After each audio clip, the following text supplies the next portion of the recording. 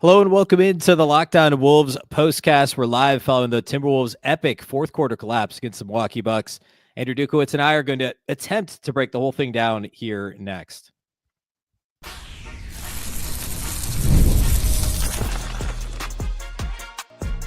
You are Locked On Timberwolves, your daily Minnesota Timberwolves podcast, part of the Locked On Podcast Network, your team every day. Hello and welcome to the Lockdown Wolves postcast, part of the Lockdown Podcast Network, your team every day. My name is Ben Beecken.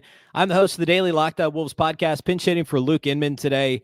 And I'm here with Andrew Dukowitz, who's in for Jack Borman, a little bit under the weather. Jack is tonight. So happy to have Andrew with us, and less happy to talk about what we thought was going to be a bit more of an exciting game to talk about. At least if you checked in somewhere in the middle of the game, maybe looked at the box score, thought this was going to be a pleasant postcast, but it's not the direction we were hoping it would go. Off the top, though, quickly, today's episode is brought to us by our friends at FanDuel. Right now, new customers can get $250 in bonus bets when your first $5 bet wins. All right. So the cliff notes here: the Timberwolves taking on the Bucks, 5-game win streak coming in for Minnesota. Milwaukee, of course, doesn't have Damian Lillard. They do get Bobby Portis back for this game. Minnesota, I think, was 4-point favorites on FanDuel coming in, and the Timberwolves looked great, looked sharp early. There were a couple of hiccups we could talk about along the way. Like they got up 12, I think, at the end of the first quarter, and then the offense kind of stagnated. It got back to like a 2-possession game. They push it back to 11 at halftime. And then in the third quarter, the Wolves just kind of blow the doors off the Fiserv Forum. They have an awesome third quarter.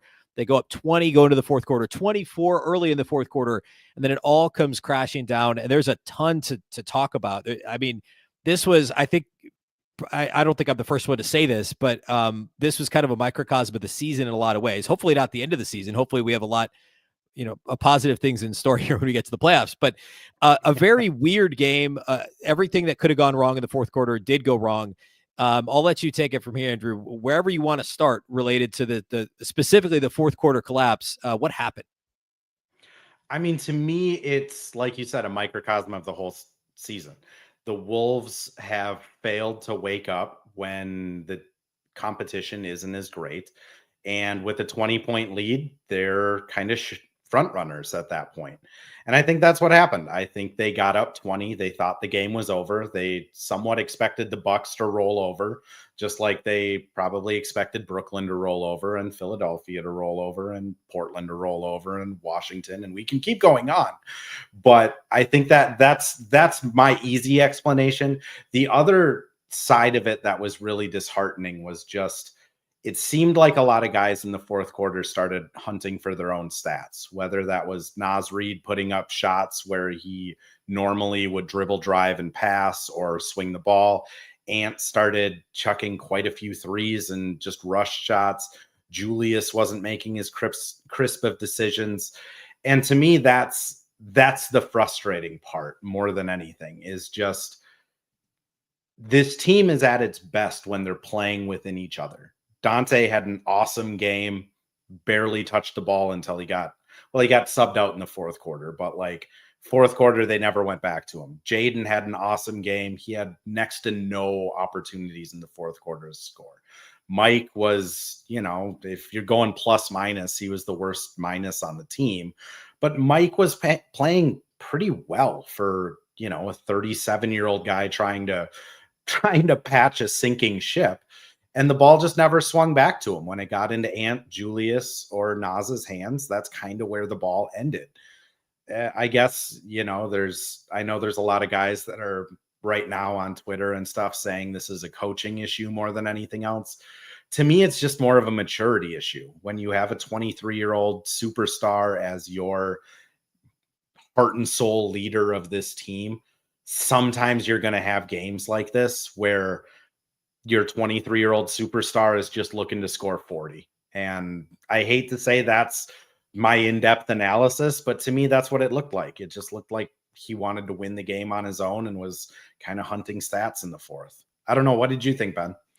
Yeah, I mean, like I said, I think it was a combination of things, and as always, especially when you see collapse like this, you could point at the coaching a little bit, but like, Yeah. where does the coaching stop and the playing start? Right? I heard this described. I think it might have been the Hollinger and Duncan podcast a few weeks ago. They did a coach rankings, and I think John Hollinger said that evaluating coaching is a bit like the black box, right? Like you don't really know everything that's going on, and so it's impossible to like really get a grasp on it because there's so many different layers and so many tentacles when it comes to coaching. Obviously, in-game adjustments are a bit more obvious, and that's the thing we can point to. We can point to rotations.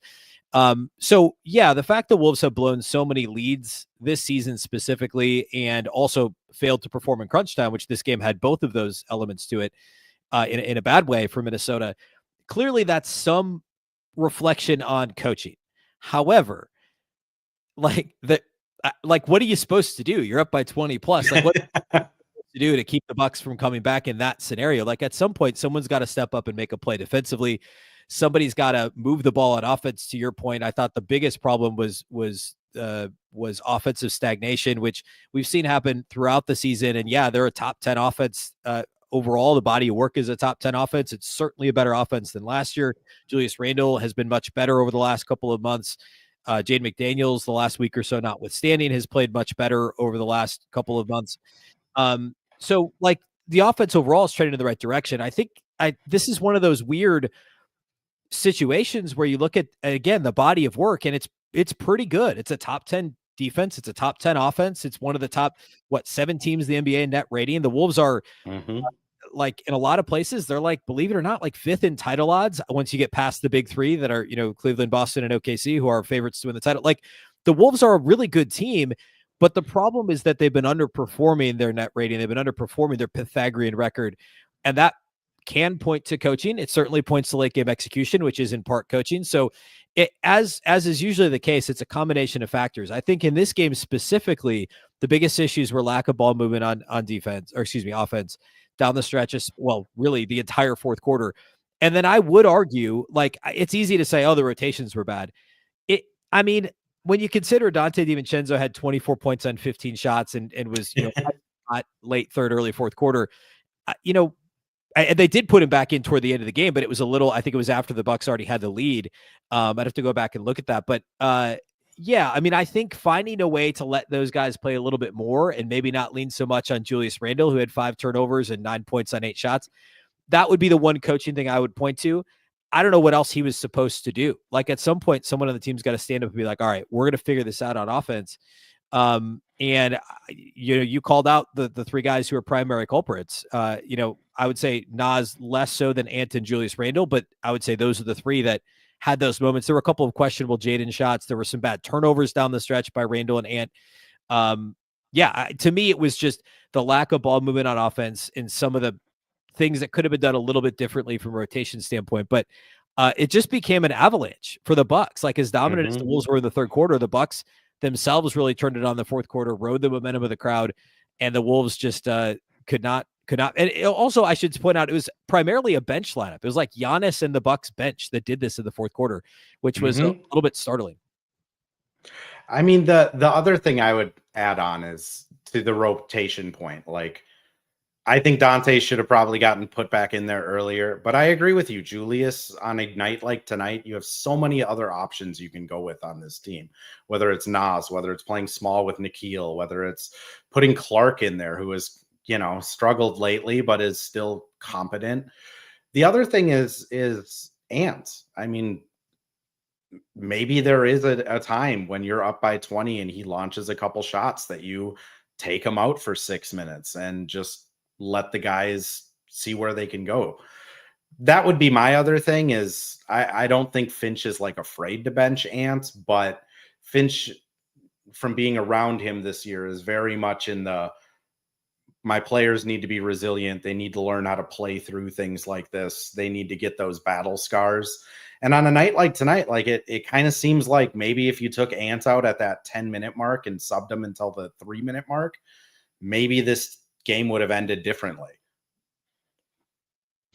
All right, next I want to talk a little bit more specifically about a couple of the stars and their performances. We'll talk about Rudy Gobert, who's had a great stretch here recently and has struggled in this game. We'll do all that here next. Today's episode of the Locked On Wolves postcast is brought to us by our friends at FanDuel. The NBA playoffs are almost here, only a week away, and FanDuel is giving new customers, week and a half away. FanDuel is giving new customers an incredible way to get in on the action.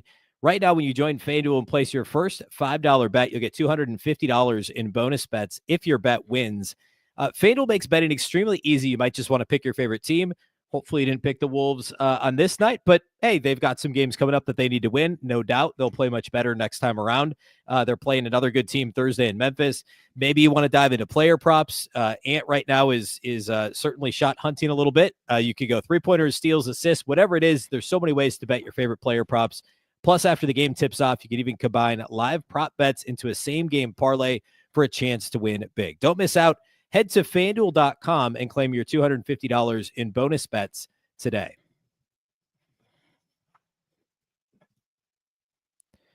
All right. So looking at some of the individual performances from this game for the Wolves, we've kind of already diagnosed that, the down the stretch was just simply the Bucks played great. The Wolves offense stagnated terribly. There were some questionable rotation decisions. But taking a half step back and looking at some of the individual performances, and in this game, like when I was keeping notes during the game and I was all geared up to talk about a double-digit Timberwolves win, which I fully expected, even into the fourth quarter. I wanted to talk about how I actually thought Ant came into this game like he had the look early. Like he looked like he was going to have a good game. He did. I thought the shot selection was great early. The efficiency was not great. He scored 25 points on 27 shots. I think he missed his first 5 3-point attempts. And to your point earlier, Andrew, he shot a ton of threes down the stretch when the Wolves were just trying to hang on for dear life and couldn't. So he was 2 of 11 outside the arc. He only got to the line 3 times. He was 8 of 16 on 2-point attempts and only attempted 3 free throws. Could he have gotten there a couple more times? Were there some missed calls? Sure. I actually thought the shot selection was decent for Anthony Edwards, maybe a little too much mid-range early in the game when he was kind of feeling himself. But I was ready to talk about how the decision-making was strong for Anthony Edwards in this game. And then in the fourth quarter, it was anything but. He finished with 25 on 27 shots, 7 boards, 4 assists, only 2 turnovers. I believe both of them came near the end of the game, if I'm not mistaken. I know one of them did. So a bit of a roller coaster performance for Anthony Edwards. We could talk about Julius Randle, who had a really poor game. We could talk about Rudy Gobert's performance. Why don't you pick one and go, Andrew? Who do you want to talk about? I mean, all 3 of those guys, I think, disappointed when they needed the most. It was really Naz and Dante that were the driving forces behind that third quarter run. I mean, Ant in the first half shot 2 threes. And like you said, he was making the right decision. He was going downhill. Ant's going to shoot that mid-range sometimes.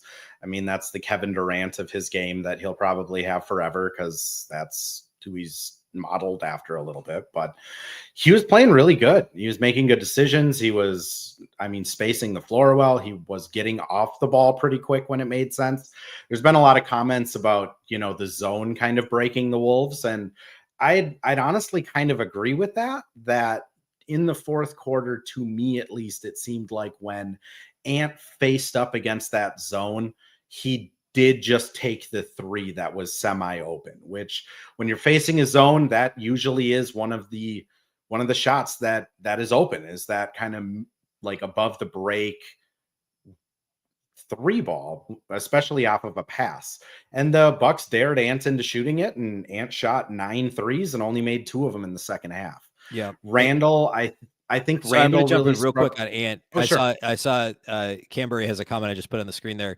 Ant's shooting percentage was not good in the first half. The shots he was taking were fine. Like I actually thought he was attacking. He was getting downhill.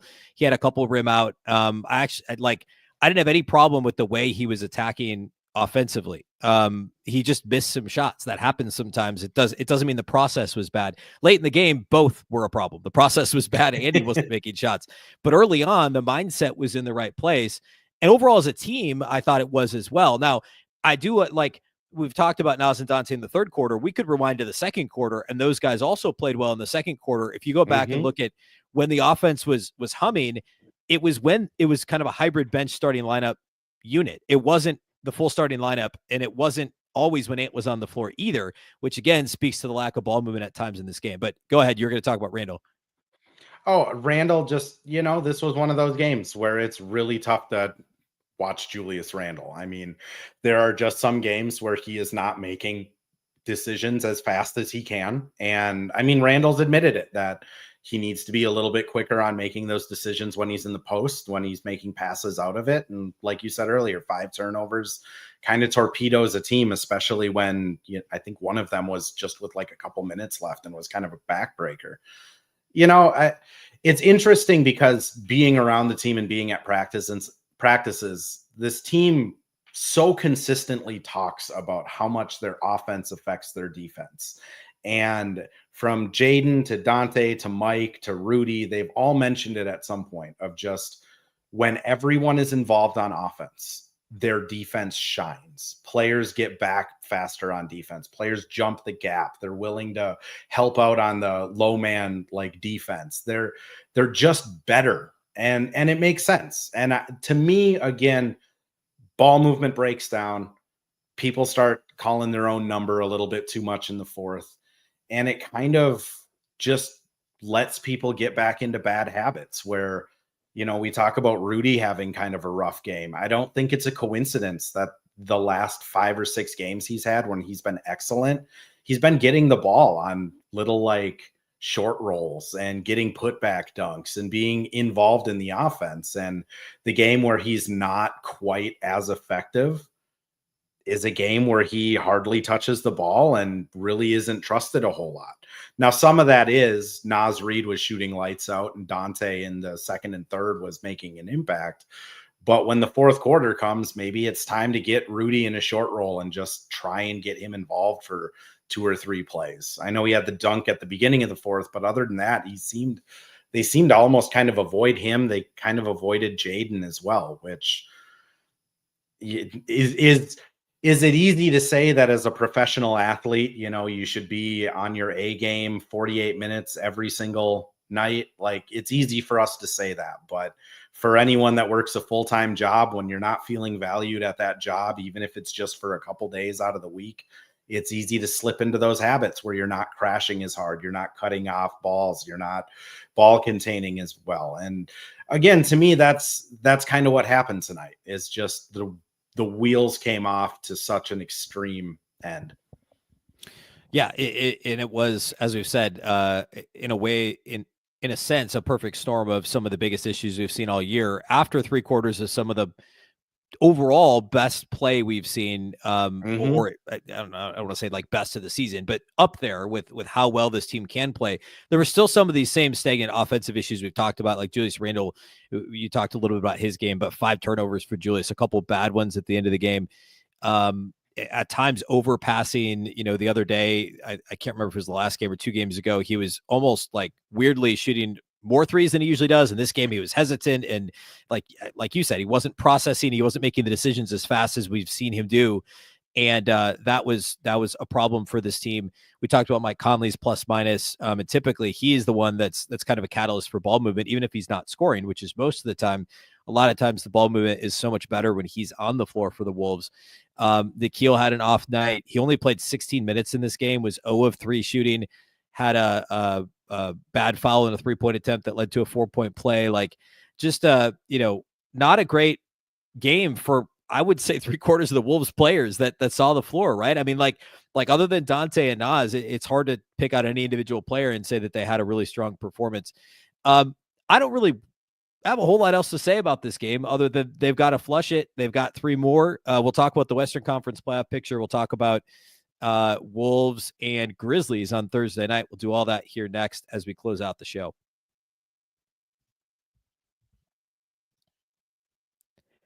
Today's episode of the Locked On Wolves postcast is brought to us by our friends at Betterhelp. The show is sponsored by Betterhelp. Taking care of your mental health is just as important as taking care of your physical health, but traditional in-person therapy can be expensive, often ranging from $100 to $250 per session. That's where BetterHelp comes in. With online therapy, you can get quality care at a price that makes sense, saving you time and money. Therapy isn't just for life's toughest moments. It can help with everyday stress, learning how to set boundaries, or developing positive coping skills. Having access to support when you need it can make a big difference. Your well-being is worth it. Visit BetterHelp.com/LockedOnNBA today to get 10% off your first month. That's BetterHelp, HELP.com/LockedOnNBA.